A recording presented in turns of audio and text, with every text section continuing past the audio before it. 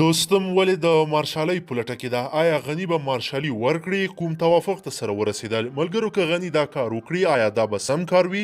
نظرونه مو راسره حتما په کمنټ کې پرېږدئ. افغانستان له داسې بلاو سره مخ ده چې غواړي 15 کلن تاریخ په شرمو وشرموي. ویډیو راسره تر پایه وګورئ چې څه روان دي. درنو لیدونکو السلام علیکم، وخت مو په خیر. د اشرف غني د پخواني لومړی مرستیال عبدالرشید دوستم په مشرۍ د جنبش ګوند هیله لري چې د عبدالله او غني ترمنځ په احتمالي کیدونکي توافق کې به دوستم ته د مارشالۍ رتبه ورکړل شي.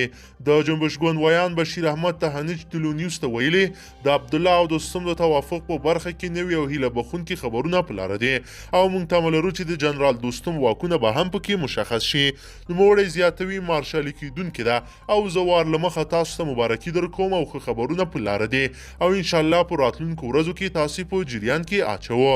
په ورته وخت کې د عبدالله ویان امید میسم وایي چې توافق په وروستۍ کېدو کې ده او تمه ده چې په معقول حکومت ولرو. هیله لرو چې په راتلونکو ورځو کې موږ د دغه هوکړلیک د وروستۍ کېدو شاهد اوسو چې د هغه پر بنسټ ټول ګډون او حکومت رامنځته شي او دا حکومت ملي او نړیوال معقولیت ولري.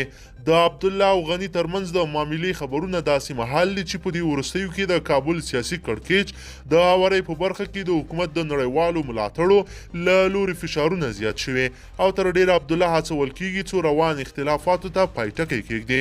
په ورته وخت کې داسې خبرونه هم شته چې ښایي د عبدالله په ملاتړو کې د نظر اختلاف رامنځته شوی وي. ځینې له اشرف غني سره په کیدونکي هوکړه خوښ دي خو ځینې نور بیا د ټاکنو لغوه کېدل اړین بولي. درنو لیدونکو تاسو دغه کارونو ته څه نظر لرئ؟ حتما یې له موږ سره کمنټ کې پرېږدئ. که ویډیو مو خوښه شوې وي نو ضرور یې لایک کړئ او که چیرې غواړئ چې ورته تازه او مهمو پیښو څخه ځان ډېر ژر او په لنډو کې خبر کړئ زموږ چینل د سره سبسکرایب کړئ او ویډیو د سره حتما لایک کړئ. تر بله ویډیو مو په لوی رب سپارمه.